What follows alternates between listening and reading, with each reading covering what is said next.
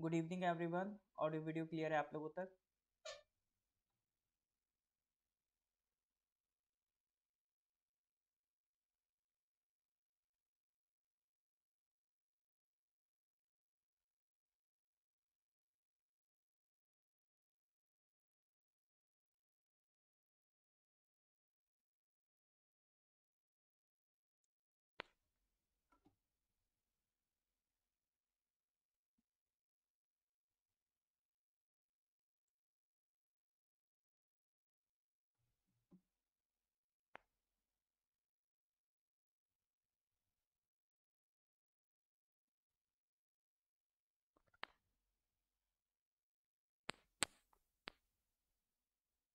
हाँ जी सर,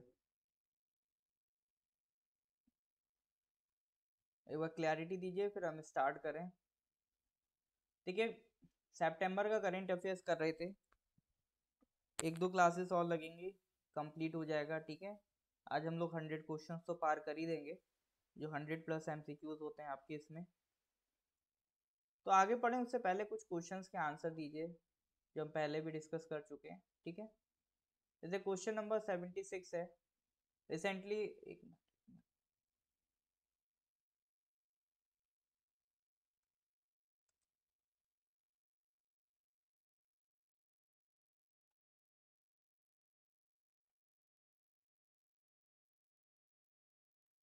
इसका हाँ कहाँ गया 76।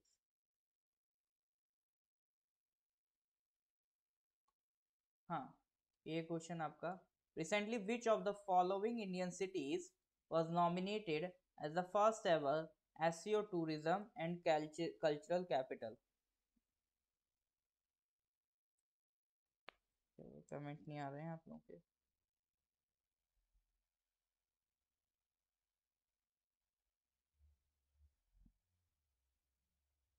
इसका आंसर दीजिए। Which of the following Indian cities was nominated as the first ever SEO tourism and cultural capital for the period of 2022 to 2023? Answer बिल्कुल सिंपल है, कई बार डिस्कस कर चुके हैं, 2 से 3 बार तो आई थिंक ये आपका कवर करा चुका हूं मैं करंट अफेयर्स में। Correct answer is Varanasi. ठीक है, क्वेश्चन नंबर 90 ये कल डिस्कस किया था। Recently the global registry of fossil fuels, the global registry of fossil fuels, the world's first public database on fossil fuel reserves production and emissions. मतलब कितना, कौन सी country के पास कितना फॉसिल फ्यूल है, कितना प्रोड्यूस कर रहे हैं, कितना एमिट कर रहे हैं, इसके रिगार्डिंग एक पूरी लिस्ट प्रिपेयर की गई है। उसको कह रहे हैं global global registry of fossil fuel. ठीक है, तो इसको कौन सी ऑर्गेनाइजेशन ने रिलीज करा है? 4 ऑप्शन है, ये कल ही क्लास में डिस्कस किया है। ये तो सर इसका आंसर आपको बताना चाहिए, बताइए। बिल्कुल सर, करेक्ट आंसर था carbon tracker and global energy monitor. Carbon tracker and global energy monitor. कल का लास्ट क्वेश्चन जो ज्यादातर लोगों ने गलत किया था, स्पर्श initiative recently seen in news is launched by which of the following ministries. स्पर्श इनिशिएटिव किसका है? ज्यादातर लोगों ने कल की क्लास में ये आंसर गलत किया था।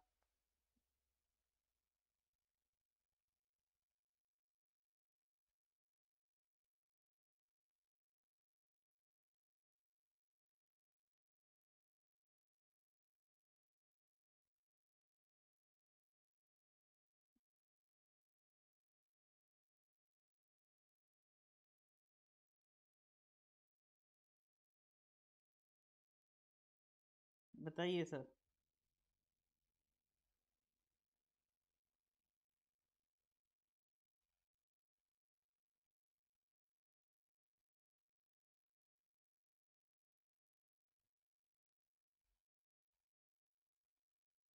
Correct answer is ministry of defence. ठीक है, बिल्कुल, अब आंसर सुधर गया, बहुत अच्छी बात है। करेक्ट आंसर क्या था? मिनिस्ट्री ऑफ डिफेंस था। तो 95 क्वेश्चंस तक कल हम लोग पहुंच गए थे। इसके आगे आज हमें कंटिन्यू करना है। ठीक है, इसके आगे आज हम कंटिन्यू करेंगे। तो आज का पहला क्वेश्चन ये रहा आपकी स्क्रीन पर।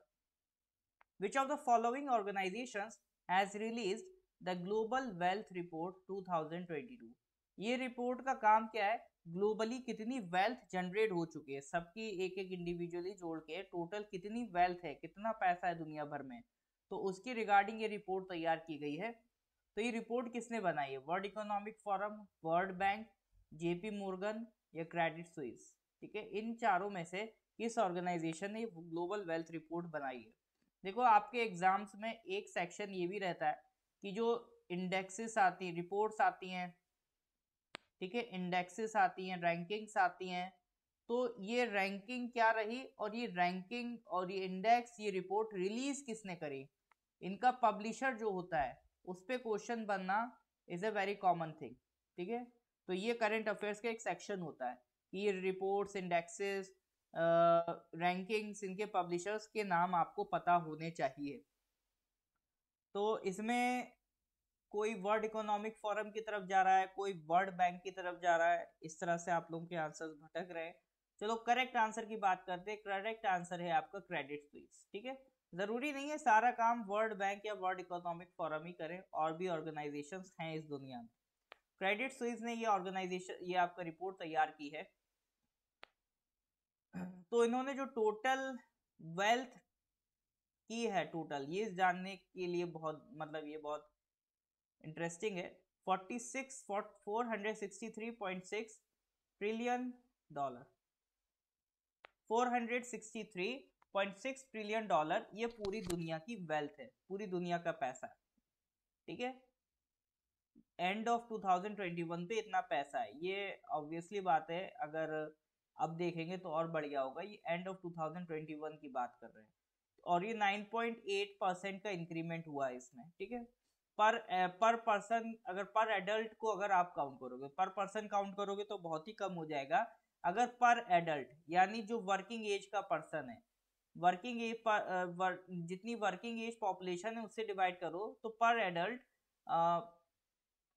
कितनी आपकी जो वेल्थ है वो इंक्रीज हुई है, $6,800 पर एडल्ट इंक्रीज हुई है। ठीक है, और कितनी हो गई है टोटल, 87,489 एनुअल, ये आपका वेल्थ है एक एवरेज एडल्ट की। ठीक है, तो आप देख लो आप अभी एवरेज से कहाँ पर लोकेटेड हो। ठीक है, चलिए sir, question number 97, which of the following states UTs have notified India's first dugong conservation reserve। Dugong conservation reserve एक नहीं, दो नहीं, तीन नहीं, चार नहीं, कई बार डिस्कस हो चुका है। तो जो लोग रेगुलर करंट अफेयर्स फॉलो कर रहे होंगे तो वो इसका आंसर दे पाएंगे, डुगोंग कंजर्वेशन रिजर्व कहाँ बन रहा है। विच of the following states has notified India first dugong conservation reserve. Tamil Nadu, Andaman Nicobar, Gujarat, गुजारा नहीं है, इट इज गुजरात। ठीक है, ये कौन सा स्टेट है, Gujarat, and your West Bengal. बताइए सर। देखिए अगर क्लास में मौजूद है तो आंसर्स में पार्टिसिपेट करिए। ठीक है, अगर क्लास में है तो आंसर्स में पार्टिसिपेट करिए।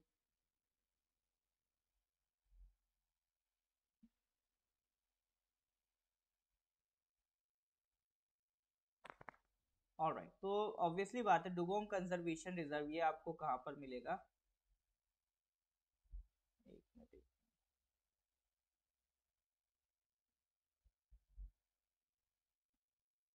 Correct answer is Tamil Nadu. ठीक है, डुगोंग कंजर्वेशन कहाँ मिलेगा, तमिलनाडु। डुगोंग के बारे में हम लोग कई बार बात कर चुके हैं, ये it is a sea cow, मतलब एक ऐसी मछली है जो समंदर में रहती है और घास फूस खाती है, इट इज हर्बीवोरस, ये दूसरी मछलियों को नहीं खाती, इसलिए डुगोंग थोड़ी सी स्पेशल है। ठीक है, इसको क्या कहते हैं, सी काउ कहते हैं।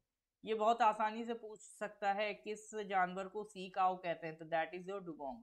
इसका एक कंजर्वेशन रिजर्व बन रहा है कहाँ पर, तमिलनाडु में। ये हर्बीवोरस मैमल है। ठीक है, सी ग्रास जो होती है उसको खा खा के ये जिंदा रहती है और सरफेस पे आती है सांस लेने के लिए। ठीक है, लाइफ स्पेन अगर बात करें तो 70 साल और उससे भी ज्यादा ये जी लेती है, इंसानों के बराबर करीब जी लेती है, करीब करीब 30 कंट्रीज में पाई जाती है। कोई स्टेटमेंट बना के दे दे dugong is endemic to India, यानी सिर्फ इंडिया में मिलती, ऐसा नहीं है, ये सिर्फ इंडिया में नहीं मिलती है। इंडिया में अगर ढूंढोगे तो किधर मिलेगी, सदर्न साइड में, ये आपका जो गल्फ ऑफ मन्नार और गल्फ ऑफ कच्छ है, इधर साइड गल्फ ऑफ मन्नार है श्रीलंका इंडिया के बीच में, और इधर गल्फ ऑफ कच्छ है, इधर पाल्क बे है, ठीक है, अंडमान एंड निकोबार आइलैंड है, इधर साइड आपको ये देखने को मिलेगी। सबसे ज्यादा डगोंग की पॉपुलेशन आपको ऑस्ट्रेलिया में मिलेगी। गुड इवनिंग दुबिक जी। और इसके कंजर्वेशन स्टेटस की बात करें तो IUCN के हिसाब से ये आती है वल्नरेबल कैटेगरी में, ठीक है, इंडेंजर्ड नहीं, वल्नरेबल है, यानी अगर इसकी पॉपुलेशन और कम होती चली गई तो फिर इसके लेने के देने पड़ जाएंगे, तो इसीलिए अभी से प्रोटेक्ट कर लो। इसीलिए जो तमिलनाडु है वो बना रहा है डुगोंग कंजर्वेशन रिजर्व, इनको कंजर्व करने के लिए। इससे पहले ये इंडेंजर्ड और फिर एक्सटिंक्ट हो, उससे पहले हमें इस पे काम कर लेना चाहिए। साइट्स के हिसाब से अपेंडिक्स 1 में आती है, वाइल्ड लाइफ प्रोटेक्शन के हिसाब से शेड्यूल 1 में आती है। अपेंडिक्स 1 में वो एनिमल्स होते हैं जिन पर ट्रेडिंग बैन होती है, ठीक है, क्रॉस बॉर्डर ट्रेडिंग इन पर नहीं की जा सकती, ओनली इन एक्सेप्शनल केसेस। और वाइल्ड लाइफ प्रोटेक्शन एक्ट के शेड्यूल 1 में वो स्पीशीज आती हैं जिन पे स्ट्रिक्टनेस ज्यादा रखनी होती है, ठीक है। तो इसका मतलब ये एक स्पीशी ऐसा नहीं कि बहुत ज्यादा पाई जाने वाली है, इसकी पॉपुलेशन खतरे में है, तो इसको कंजर्व करने की हमें जरूरत है, ठीक है। तो that is your dugong conservation reserve. Dugong से रिलेटेड कई सवाल बन सकते हैं, सी काउ वाला बन सकता है, हर्बीवोरस मैमल वाला बन सकता है, सरफेस पे आती है सांस के लिए, नॉट एंडेमिक टू इंडिया, तो इन सब में कोई भी एक सवाल आराम से इस पे बन सकता है, ठीक है। तो जो भी सवाल क्वेश्चन की पॉसिबिलिटी है वो सारे पॉइंट्स एक जगह आपके लिए लाके रख दिए, अब बस आपको इनको पढ़ के निश्चिंत होके चले जाना। डुगोंग से सवाल आएगा मोस्ट प्रोबेबली इससे ही आएगा। Question number 98. Recently, the central government has formed a 5-member committee to consider a legally enforceable mechanism for regulating the marketing practices of pharmaceutical firms. Who will be the chairperson of this committee? देखो, एक committee बनाई है central government ने जो चाहती है एक legal framework, एक पूरा कानून तैयार हो जो इन्फोर्सेबल हो, यानी वो कंपलसरी हो मानना फार्मास्यूटिकल कंपनीज के लिए, जो रेगुलेट करेगा उनकी मार्केटिंग प्रैक्टिसेस को कि किस तरह से वो अपनी दवाइयों का एडवर्टीजमेंट कर सकते हैं, ठीक है। अभी केस क्या हुआ था, अभी डोलो के जो मैन्युफैक्चरर हैं उस पर रेड पड़ी तो पता चला डोलो ने कई डॉक्टर्स को ब्राइब दी थी, एक्स्ट्रा पैसा दिया था ताकि वो जो डॉक्टर्स हैं डोलो दवा रिकमेंड करें। अभी आपने सुना होगा डोलो काफी चली है, पैरासीटामोल इसमें होता है ना, तो बुखार के लिए काफी फेमस दवा रही है। तो इन्होंने एक्स्ट्रा पैसा डॉक्टर्स को खिलाया, गिफ्ट वगैरह डॉक्टर्स को दिए ताकि डॉक्टर्स अपनी प्रिस्क्रिप्शन में डोलो को ही लिखे। तो ये तो एक तरीके से सर वो ब्राइब वाली बात हो गई और अनफेयर मार्केट प्रैक्टिस हो गई। तो इसको कंट्रोल करने के लिए सरकार ने सोचा एक कमेटी बनाए, वो हमें कुछ गाइड करे, है ना, कुछ एडवाइस दे कि किस तरह से क्या मैकेनिज्म होना चाहिए ये फार्मास्यूटिकल मार्केटिंग को रेगुलेट करने का, ठीक है। तो किसकी लीडरशिप में ये कमेटी बन रही है, ठीक है, इस कमेटी का चेयरपर्सन कौन होगा? ताचिंग दोदुम कह रहे हैं ए, दोबी सिरम कह रहे हैं सी, बाकी लोग बताइए, ए और सी पे तुक्का लगाया गया, बाकी लोगों का क्या कहना है? हाँ जी सर, शुरू करो बोली लगाना, किसका क्या कहना है, जल्दी बताइए।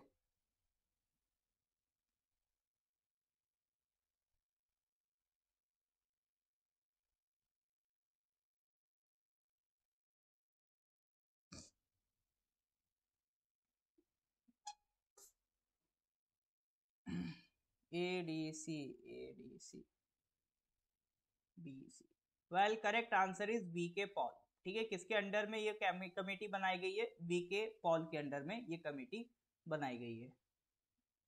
अभी प्रेजेंट में क्या सिस्टम चलता है, जो पब्लिसिटी और प्रमोशन होती है वो किसी रेगुलेशन के अंडर आती है क्या? देखो, अभी जो पब्लिसिटी और प्रमोशन के लिए कोड बनाया गया है जिसे कहते हैं uniform code of pharmaceutical marketing practices, uniform code of pharmaceutical marketing practices, UCPMP, uniform code of pharmaceutical marketing practices, ठीक है। और क्या है? Indian medical council regulations 2002।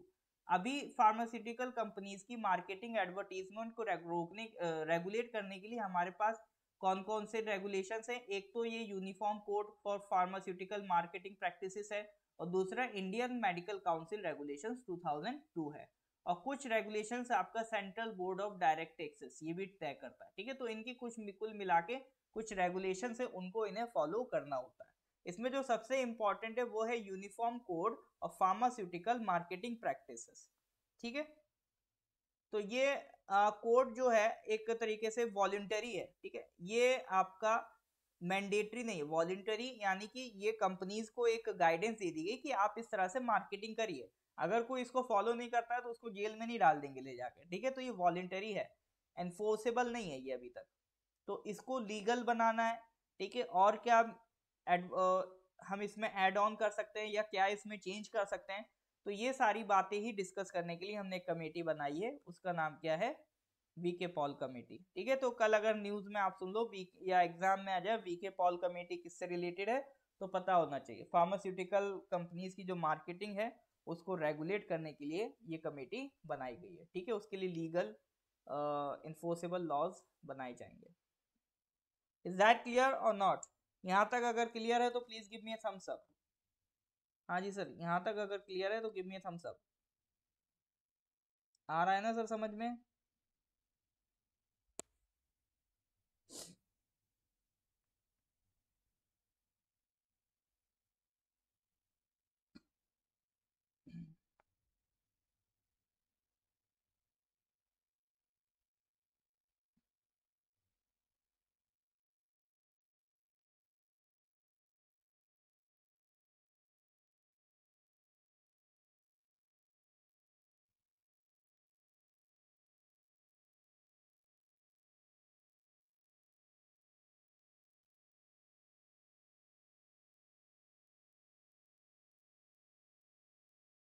All right, sir. Question number 99. Recently, who amongst the following became the first swimmer from Northeast India and also oldest Indian to cross the North Channel? Question number 99 है who among the following became the first swimmer from Northeast India and also oldest Indian to cross the North Channel? पेज अद्वैत, भक्ति शर्मा, माना Patel, Elvis Ali Hazarika. बताइए sir क्या होगा correct answer?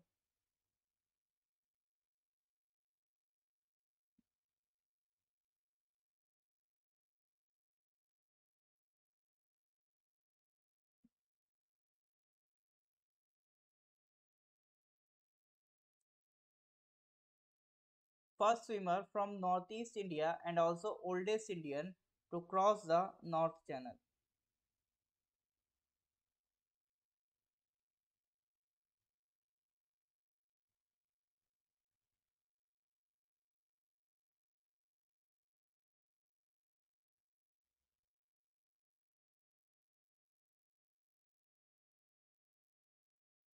हाँ जी, तो ये तो गलत नहीं होना चाहिए, बिल्कुल correct answer is Elvis Ali Hazarika. ठीक है, correct answer is Elvis Ali Hazarika.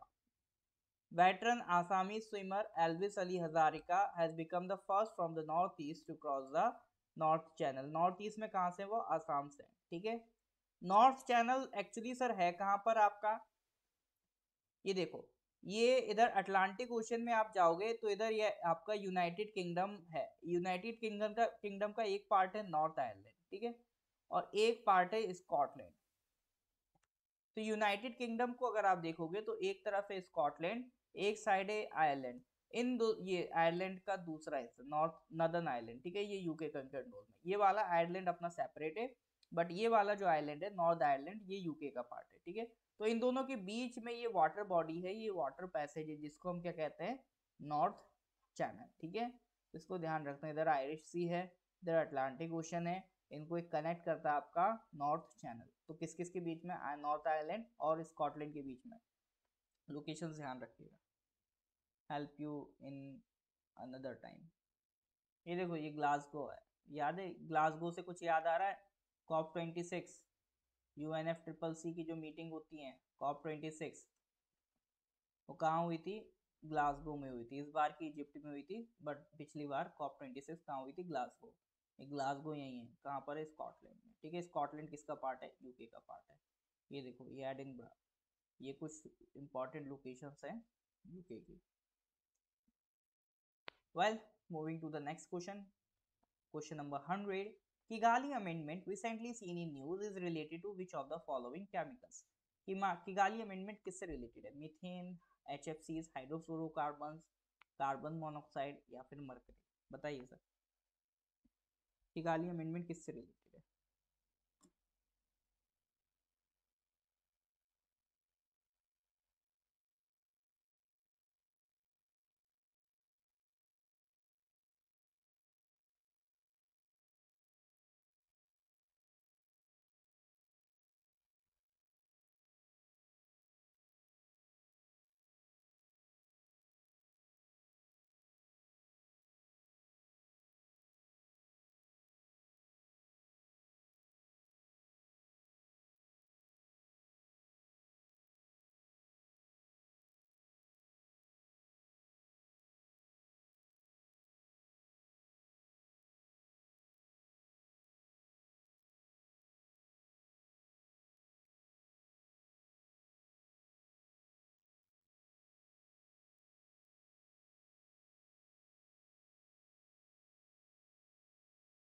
हाँ जी सर बताइए।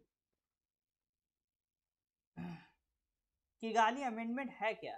ये किसी एग्रीमेंट में चेंज किया गया है ना, उसी को तो हम किगाली अमेंडमेंट कह रहे हैं, या फिर किगाली एग्रीमेंट भी कहते हैं। ठीक है, किगाली अमेंडमेंट भी कहते हैं और किगाली एग्रीमेंट भी कहते हैं। देखो UNFCCC की जो मीटिंग्स चलती आ रही हैं, तो एक मीटिंग हुई थी आपकी 1989 में मॉन्ट्रियल में। मॉन्ट्रियल में एक प्रोटोकॉल साइन हुआ, तो Montreal is a city in Canada. ठीक है, राजधानी नहीं है, कई लोगों को लगता है कनाडा की राजधानी, राजधानी ओटावा है। ठीक है, इटावा नहीं ओटावा। ठीक है, तो कनाडा की एक सिटी है मॉन्ट्रियल, वहां पे एक प्रोटोकॉल साइन होता है, मॉन्ट्रियल प्रोटोकॉल इन 1988। ठीक है, तो उसमें टाइम टू टाइम कुछ चेंजेस करे गए हैं।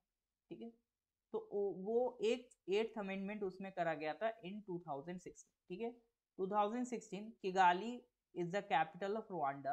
Rwanda is a city, sorry, is a country in Africa. Africa का एक कंट्री रुआंडा, उसकी कैपिटल है किगाली। वहां पर एक मीटिंग होती है, वहां पर मॉन्ट्रियल प्रोटोकॉल में अमेंडमेंट की जाती है इन 2016। ठीक है, ये 8th अमेंडमेंट थी। तो एक्चुअल में जो मॉन्ट्रियल प्रोटोकॉल है वो किससे डील करता है? वो डील करता है सर ओजोन डिप्लीटिंग सब्सटेंसेस से। आपने पढ़ा होगा कि हमारे एटमॉस्फेयर में जो एक लेयर होती है स्ट्रेटोस्फेयर, ट्रोपोस्फेयर के जस्ट ऊपर, उसमें ओजोन गैस होती है। ठीक है, तो ओजोन हमें हार्मफुल यूवी रेज से प्रोटेक्ट करती है। लेकिन कुछ ऐसे सब्सटेंसेस हैं जो स्ट्रेटोस्फेयर में पहुंच के ओजोन को डिस्ट्रॉय कर रहे हैं, उनको हम कहते हैं ओजोन डिप्लीटिंग सब्सटेंसेस। तो उन ओजोन डिप्लीटिंग सब्सटेंसेस के एमिशन को हमें रोकना है ताकि ओजोन लेयर बर्बाद ना हो। अगर ओजोन लेयर डिस्ट्रॉय होगी तो वो हार्मफुल यूवी रेज हम तक पहुंचेंगी, और वो हार्मफुल यूवी रेज हमें स्किन की बहुत ही भयंकर प्रॉब्लम्स देने वाली हैं, स्किन केयर, स्किन कैंसर वगैरह वगैरह, दिस दैट, ये सब लगा रहेगा। ठीक है, तो इसी के लिए एग्रीमेंट किया गया था। मॉन्ट्रियल प्रोटोकॉल किसके रिलेटेड है ये सर? ये ओजोन डिप्लीटिंग सब्सटेंसेस से रिलेटेड। ठीक है, कई बार डायरेक्ट ऐसे क्वेश्चंस मिलेंगे, मॉन्ट्रियल प्रोटोकॉल किससे रिलेटेड है? ओजोन डिप्लीटिंग सब्सटेंसेस से रिलेटेड है। तो 8th अमेंडमेंट जो करा गया था, जिसे कहते हैं किगाली अमेंडमेंट, इसमें ये कहा गया था कि जो कंट्रीज हैं उनको हाइड्रोफ्लोरोकार्बन्स की यूज को कम करना है। ठीक है, 2045 तक अबाउट 80 to 85% तक हाइड्रोफ्लोरोकार्बन्स के कंजम्पशन को कम करना है। जैसे पहले हमने ओजोन डिप्लीटिंग सब्सटेंस पाया, फ्लोरोकार्बन्स, क्लोरोफ्लोरोकार्बन्स, फिर हम इनको रिप्लेस करते गए, फिर इनकी जगह यूज करने लगे हाइड्रोफ्लोरोकार्बन्स। लेकिन हमें पता चला हाइड्रोफ्लोरोकार्बन्स भी ओजोन को नुकसान पहुंचा रहे हैं, प्लस साथ ही साथ ये एक पावरफुल ग्रीन हाउस गैसेस भी हैं। ठीक है, ग्रीन हाउस गैस हैं तो ये आपका ग्लोबल वार्मिंग भी करेंगे, क्योंकि ग्रीन हाउस गैस का मतलब ये ऐसी गैस है हाइड्रोफ्लोरोकार्बन जो ओजोन को तो नुकसान पहुंचा ही रहे हैं, प्लस साथ ही साथ ये क्या कर रहे हैं, आपके एटमॉस्फेयर में हीट जो सन से आ रही है और वापस रिफ्लेक्ट बैक हो चुकी जा रही है, उसे ट्रैप कर लेंगी और अर्थ की ग्लोबल वार्मिंग बढ़ाएंगी। ठीक है, तो ये किगाली अमेंडमेंट ने कहा था कि हाइड्रोफ्लोरोकार्बन्स के एमिशन को, मैन्युफैक्चरिंग को हमें क्या करना है? कम करना है। ठीक है, इससे क्या इम्पैक्ट पड़ेगा? ग्लोबल वार्मिंग को हम रोक पाएंगे। तो हाइड्रोफ्लोरोकार्बन्स क्यों हटाने सर? क्योंकि ये ग्रीन हाउस गैसेस हैं, पावरफुल ग्रीन हाउस गैसेस हैं। ठीक है, तो ये कहाँ डिस्कस हुआ था? किगाली अमेंडमेंट में। ठीक है, इन 2016। तो कह सकते हो आप किगाली अमेंडमेंट किससे रिलेटेड है? हाइड्रोफ्लोरोकार्बन से रिलेटेड है। ठीक है, किगाली अमेंडमेंट सर किससे रिलेटेड है? हाइड्रोफ्लोरोकार्बन से रिलेटेड है। Well coming to the next question, question number 101। Recently Ayushman Bharat Pradhanmantri Jan Arogya Yojana completed 4 years of its implementation. It provides health insurance cover of up to how much amount per family per year? बताइए। देखो, भारत सरकार की एक योजना है आयुष्मान भारत प्रधानमंत्री जन आरोग्य योजना। ये स्कीम क्या प्रोवाइड करती है? हेल्थ इंश्योरेंस प्रोवाइड करती है। ठीक है, जो पुअर फैमिलीज हैं उनको क्या प्रोवाइड करती है? हेल्थ इंश्योरेंस प्रोवाइड करती है। तो कितने अमाउंट तक ये पर फैमिली प्रोवाइड करती है? इनका ये रहता है कि कुछ अमाउंट देते हैं पर फैमिली पर ईयर फिक्स, कि वो फैमिली मैक्सिमम इतना अमाउंट यूज कर सकती है। बताइए सर।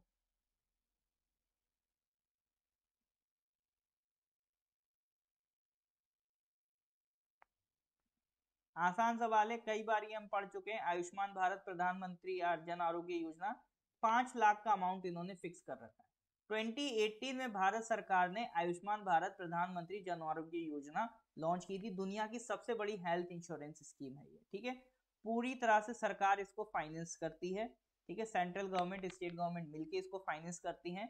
और ये किस तरह की बीमारी? देखो, बीमारी 3 तरह की होती है। एक होती है प्राइमरी केयर, एक होती है सेकेंडरी केयर, एक होती है आपकी टर्शरी। प्राइमरी केयर जैसे आपकी जो प्राइमरी हेल्थ सेंटर्स बने होते हैं जगह जगह पर आपके शहर में, तो जैसे मान लो आपको फीवर है ना, आपको मान लो कफ है, तो जो बेसिक बीमारियां होती हैं उन्हें हम प्राइमरी में कंसीडर करते हैं। फिर ऐसी बीमारियां जो थोड़ा सा एक स्टेप आगे ले लो, ठीक है, उनके लिए एक आपको हॉस्पिटल जाना पड़े प्रॉपर, तो वो कवर होती हैं आपकी सेकेंडरी केयर में। और ऐसी बीमारी जिनमें सुपर स्पेशलिस्ट की जरूरत हो, ठीक है, जैसे कैंसर हो गया, ट्यूमर्स हो गए, ये हो गए, इसमें आपको क्या चाहिए? सुपर स्पेशलिस्ट चाहिए, वो कवर होती है टर्शरी केयर में। तो ये प्राइमरी केयर को कवर नहीं करती, क्योंकि उसके लिए सरकार ने ऑलरेडी, आपने देखा होगा, गवर्नमेंट हॉस्पिटल्स बना रखे हैं। तो प्राइमरी केयर आप अपनी वहां करवा सकते हैं। आप किसी भी शहर में चले हैं, वहां पर एक प्राइमरी हेल्थ सेंटर आपको मिल ही जाएगा। Secondary health centre, tertiary health centre हर जगह नहीं मिलते हैं। तो इनके लिए सरकार आपको हर साल पूरी पूरी फैमिली के लिए 5 लाख का अमाउंट इंश्योर करती है। ठीक है, आप इसकी जो सर्विस है कैशलेस पेपरलेस एक्सेस कर सकते हैं। इसके लिए एक हेल्थ कार्ड सरकार बना के देती है। हो सकता है आने वाले दिनों में वो हेल्थ कार्ड खत्म करके डायरेक्ट आधार कार्ड से आपका पेमेंट हो जाएगा। ठीक है, तो कोई भी परेशानी, जैसे आपकी सर्जरी हो, मेडिकल डे केयर ट्रीटमेंट हो, मेडिसिन की कॉस्ट हो, डायग्नोस्टिक्स हो, है ना, ये सारे आपके इसमें इंक्लूडेड होंगे। ये स्कीम हेल्थ इंश्योरेंस क्या सर सभी के लिए है? सबके लिए नहीं है। 2011 में सेंसस के टाइम एक डेटा सरकार ने इकट्ठा किया था, socio economic caste census data. ठीक है, तो इस डेटा में जो जो लोग आते हैं या जो फैमिलीज आती हैं उनको ये हेल्थ कार्ड प्रोवाइड किए जाएंगे और किए गए हैं। नेक्स्ट, फंडिंग कैसे होती है? अगर देखो नॉर्मल स्टेट है, ठीक है, या बड़ा स्टेट है, तो उनकी फंडिंग होती है 60:40 रेशियो में। यानी 60% सेंट्रल गवर्नमेंट देगी, 40% स्टेट गवर्नमेंट देगी। या फिर ऐसी यूटीज हैं लाइक जैसे दिल्ली है, ठीक है, उनको, या पुडुचेरी है, ऐसी यूटीज यूनियन टेरिटरीज जिनमें लेजिस्लेचर है, जिनमें मुख्यमंत्री बैठता है, उनका भी 60:40 रेशियो रहेगा। बाकी जो हिली कैटेगरी स्टेट्स हैं, हिल कैटेगरी स्टेट्स, जैसे आपका नॉर्थ ईस्ट के स्टेट्स हो गए, जम्मू कश्मीर हो गया, ठीक है, जम्मू कश्मीर आई थिंक अभी इंक्लूड हुआ है या नहीं हुआ है ये देखना पड़ेगा, क्योंकि Jammu Kashmir is not a state, है ना। अभी तक तो जम्मू कश्मीर जब तक स्टेट रहा था तब तक तो इस रेशियो में आता था, लेकिन अब शायद चेंज हो गया। ठीक है, इसका देखना पड़ेगा। बाकी जैसे हिमाचल है, उत्तराखंड है, तो इसमें 90:10 के रेशियो में मिलेगा। और कुछ ऐसी यूटीज जहां पर आपका कोई क्या कहते हैं लेजिस्लेचर नहीं है, जैसे आपका अंडमान निकोबार, लक्षद्वीप, तो वहां पर तो 100% सेंट्रल फंडिंग प्रोवाइड की जाएगी। ठीक है, तो वही जो जनरल रहता है, नॉर्मल स्टेट में 60:40 और हिल कैटेगरी स्टेट को 90:10 के रेशियो में फंडिंग प्रोवाइड की जाएगी। ठीक है, नोडल एजेंसी कौन है इसकी? इसमें देखो सबसे नीचे आपके हॉस्पिटल्स होते हैं, उसके ऊपर स्टेट लेवल पे एक स्टेट हेल्थ एजेंसी होती है, ठीक है।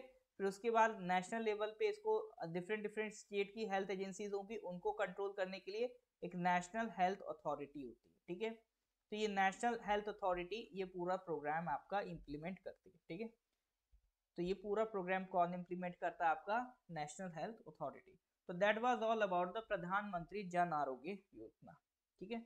इज दैट क्लियर और नॉट? हाँ जी सर, यहाँ तक किसी को कोई दिक्कत है, कोई तकलीफ है, कोई परेशानी है, बताइए। तो हम लोग सर 100+ क्वेश्चंस अचीव कर चुके हैं सितंबर में, बहुत जल्दी इसको ख़त्म करेंगे।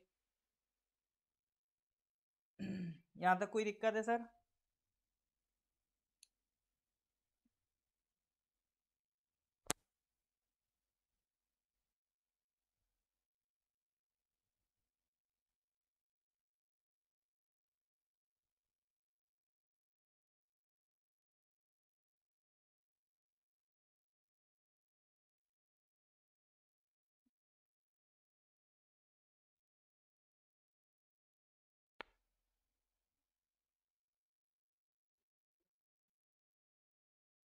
All right, moving to the next question, question number 102.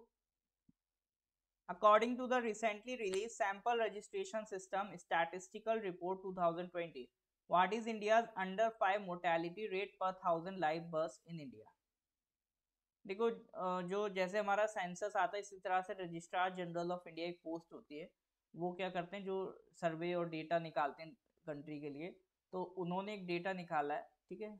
तो उसे कहते हैं सैंपल रजिस्ट्रेशन सिस्टम। तो उसकी रिपोर्ट आई है, उसके तहत इंडिया की मोर्टेलिटी रेट पहले से बेहतर हुई है। अंडर 5 मोर्टेलिटी रेट मतलब पर 1000 बच्चे जो जन्म ले रहे हैं, तो up to the age of 5 कितने लोगों की, कितने बच्चों की डेथ हो रही है उनमें से, ठीक है। मोर्टेलिटी मतलब डेथ। तो पर 1000 बच्चे, हर जो 1000 बच्चे जो जन्म ले रहे हैं, उनमें से कितने बच्चों की under the age of 5 death हो रही है, उसको काउंट करेंगे हम लोग अंडर 5 मोर्टेलिटी रेट में, ठीक है। तो अभी हमारा 2020 में अंडर 5 मोर्टेलिटी रेट क्या रहा है as per the sample registration system statistical report 2020? बताइए, तुक्का लगाइए, नहीं पता तो कुछ तो रेस्पॉन्स दीजिए सर। हाँ जी सर, क्या होगा answer? What is the correct answer?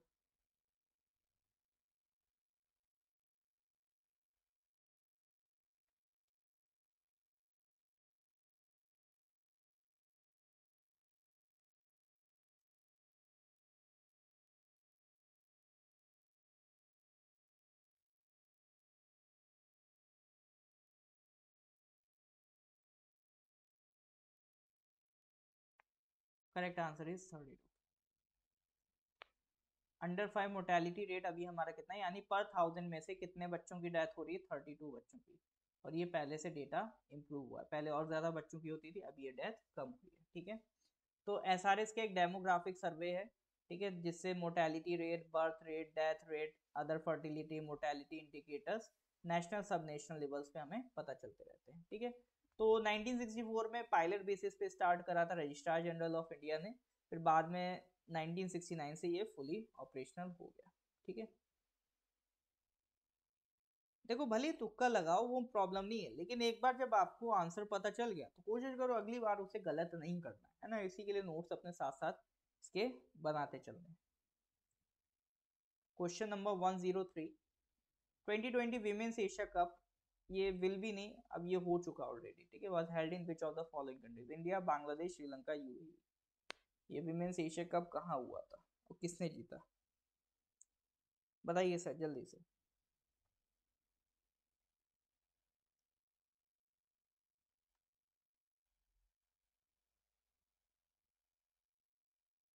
कहाँ हुआ था और किसने इसको जीता?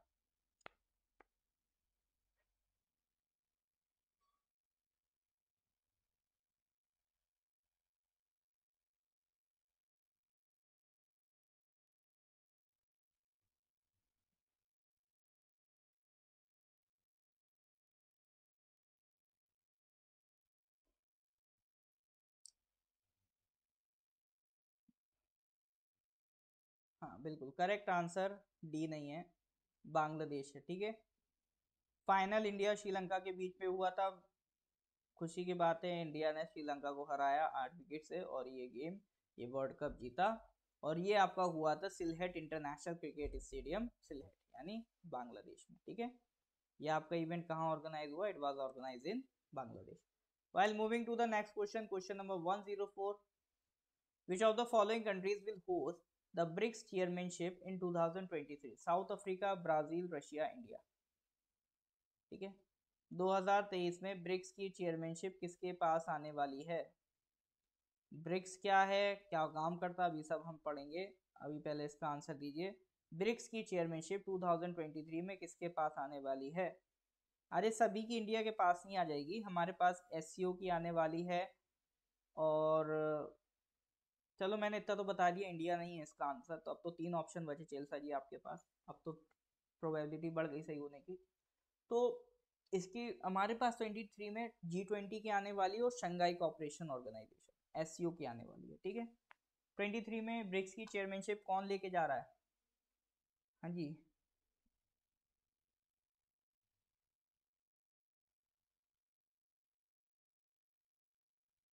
तो majority of the population is saying South Africa, well correct answer is South Africa. BRICS की बात करें तो ग्लोबल इकोनॉमी को इम्पैक्ट करने वाली इंपॉर्टेंट ग्रुपिंग ऑफ कंट्रीज है। जैसे इसमें कौन कौन है? ब्राजील है, रशिया है, इंडिया है, चाइना है, साउथ अफ्रीका। ये 5 कंट्रीज इन्वॉल्व होती हैं। अगर इसको ग्लोबली देखें तो वर्ल्ड पॉपुलेशन का 41% ये ऑर्गेनाइजेशन कवर करती है, ये ग्रुपिंग। वर्ल्ड का 24% जीडीपी ये ग्रुपिंग कवर करती है। वर्ल्ड ट्रेड का 16% शेयर ये जीडीपी कवर करती है। तो अपने आप में एक रिमार्केबल डेटा है ये इन ग्रुपिंग्स का। ठीक है, तो ग्लोबल इकोनॉमिक ग्रोथ के मेन इंजन्स रहे हैं ये कंट्रीज। इसीलिए ये एक्चुअली 2001 में इकोनॉमिस्ट एक जिमोनेल और गोल्डमैन सैक्स के, उन्होंने इन 5 कंट्रीज को उठाया। ठीक है, तो वहां से उन्होंने एक्रोनिम दिया था ब्रिक्स। उन्होंने इन 5 कंट्रीज की इकोनॉमी को स्टडी किया और देखा कि दुनिया ग्लोबल लेवल पे ये कंट्रीज की इकोनॉमी इमर्ज हो रही है। ठीक है, इसीलिए देखो इसमें से 2 कंट्रीज तो ऐसी हैं, रशिया और चाइना, जिनके पास यूनाइटेड नेशंस की सिक्योरिटी काउंसिल में परमानेंट मेंबरशिप है। किसके पास नहीं है? ब्राजील के पास नहीं है, इंडिया के पास नहीं है, साउथ अफ्रीका के पास नहीं है। तो ये 3 कंट्रीज भी इकोनॉमिकली ग्लोबल लेवल पे इमर्ज हो रही हैं। तो इनकी भी डिमांड है कि हमें यूनाइटेड नेशन सिक्योरिटी काउंसिल में अपनी एक परमानेंट सीट मिले। तो ये ब्रिक्स भी इसमें कुछ हेल्प करता है ग्रुपिंग करने में। नेक्स्ट अगर हम इवोल्यूशन ऑफ ब्रिक्स देखें तो 2006 में, 2006 जो ब्रिक के लीडर है, पहले साउथ अफ्रीका इन्वॉल्व नहीं था, सिर्फ 4 कंट्रीज से, ब्राजील, रशिया, इंडिया, चाइना। पहली बार ये लोग मिले थे रशिया के सेंट पीटर्सबर्ग में। उस टाइम हाल ही फिलहाल में G8 समिट हुआ था। ठीक है, तो G8 समिट के जस्ट बाद आप ये देखोगे ब्रिक के लीडर्स आपस में मिलते हैं। तो मिलने के बाद उन्होंने डिसाइड किया कि हम एक ग्रुपिंग बनाते हैं जिसका नाम रखेंगे ब्रिक। ठीक है, फिर उसके बाद कई मीटिंग्स होती रही। पहली समिट ऑर्गेनाइज हुई थी 2009 में। ठीक है, तो 2006 में डिस्कस हो रहा है मीटिंग ऐसी ग्रुपिंग बनाने का, और पहली ब्रिक समिट होती है आपकी रशिया में 2009 में। फिर बाद में इसको 2010 में आपका साउथ अफ्रीका भी ज्वाइन करेगा, फुल मेंबर बन जाएगा साउथ अफ्रीका। फिर इसका नाम बदल के 2010 में हो जाएगा ब्रिक्स। तो जो सेकंड जो समिट हुई थी उसमें साउथ अफ्रीका को मेंबर बनाया, और जो थर्ड समिट हुई थी चाइना में, वहां पर साउथ अफ्रीका ने भी एज ए मेंबर इस ग्रुपिंग को अटेंड किया था। ठीक है, तो साउथ अफ्रीका कंप्लीटली अटेंड किया था 2011 में, मेंबर बना था 2010 में, इनकी पहली मीटिंग हुई थी 2009 में। ठीक है, 6 में मिले, 9 में बने। ठीक है, 2010 में आपका इसमें रशिया ने साउथ अफ्रीका ने एज ए मेंबर पार्टिसिपेट किया। Wait a minute, just a minute.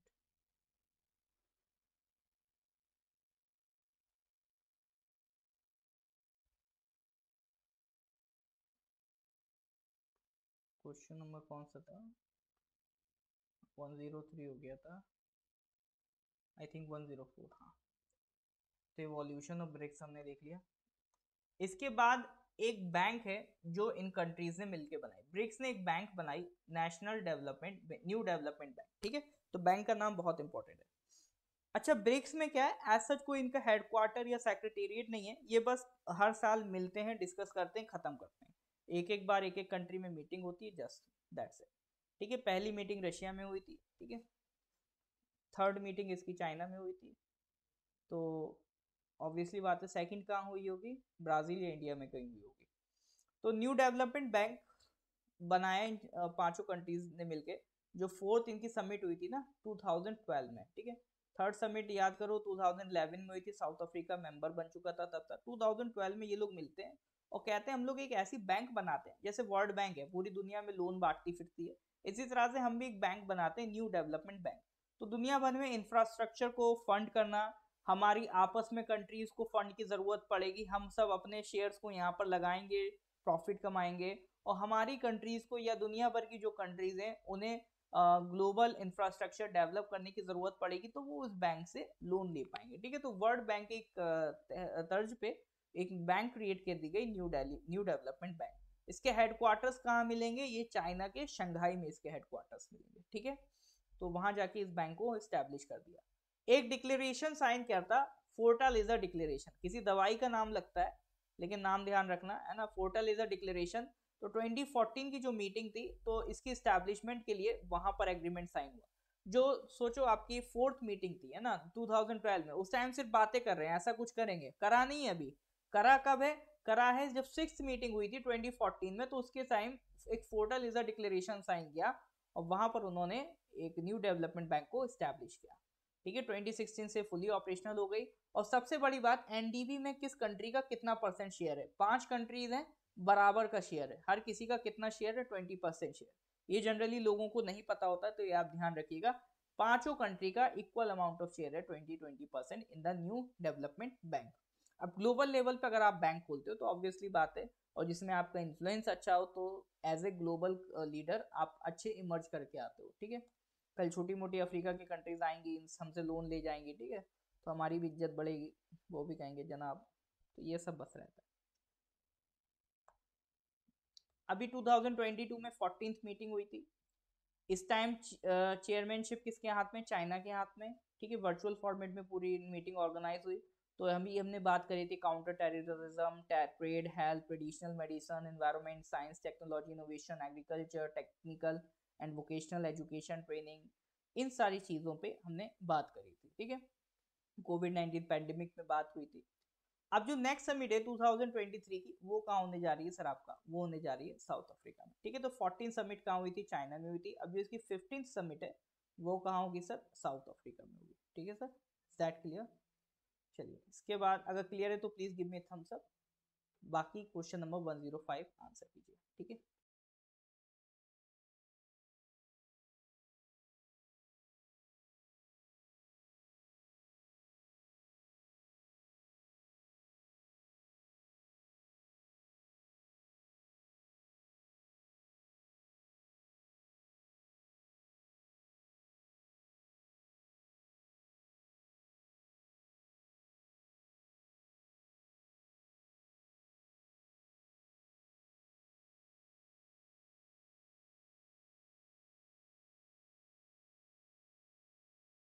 इसका आंसर बताइए, क्वेश्चन नंबर 105।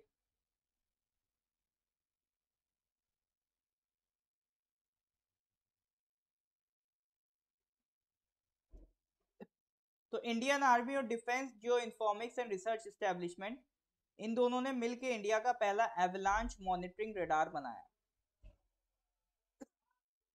एवलांच का मतलब क्या होता है,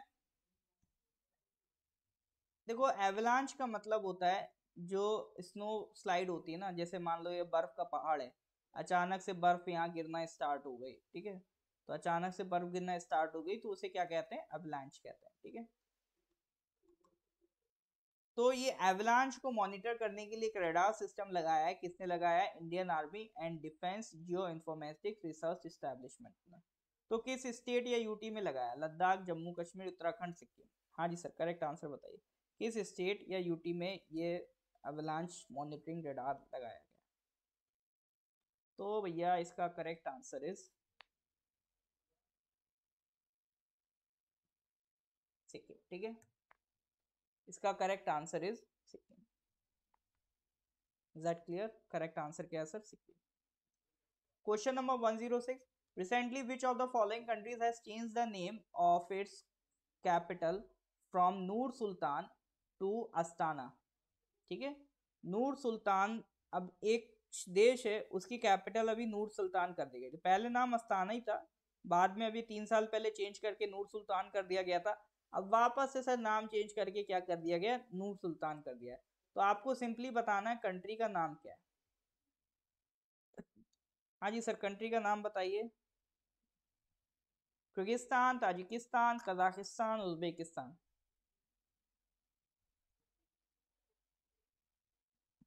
वेल कंट्री का नाम है कजाकिस्तान। अभी कजाकिस्तान न्यूज में था, आपने सुना होगा, काफी सिविल मतलब काफी प्रोटेस्ट वगैरह चल रहे थे कजाकिस्तान में। देखो तो कजाकिस्तान में क्या है, अभी जो कजाकिस्तान के प्रेसिडेंट है वो है तोकाएव। ठीक है, और इससे पहले जो उनके प्रेसिडेंट थे उनका नाम था नूर सुल्तान नजरबायेव। तो नूर सुल्तान इनके पुराने प्रेसिडेंट थे, नूर सुल्तान पुराने प्रेसिडेंट थे।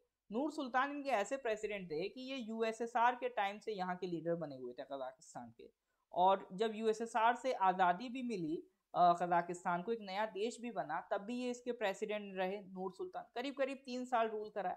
लेकिन ये क्या है, अपनी गद्दी नहीं छोड़ना चाह रहे थे, मतलब प्रेसिडेंसी तो हट गए थे, प्रेसिडेंटशिप उन्होंने छोड़ दी थी, वो किसे दे दी थी, कासिम साहब को दे दी थी, तो कासिम साहब अब प्रेसिडेंट बन गए।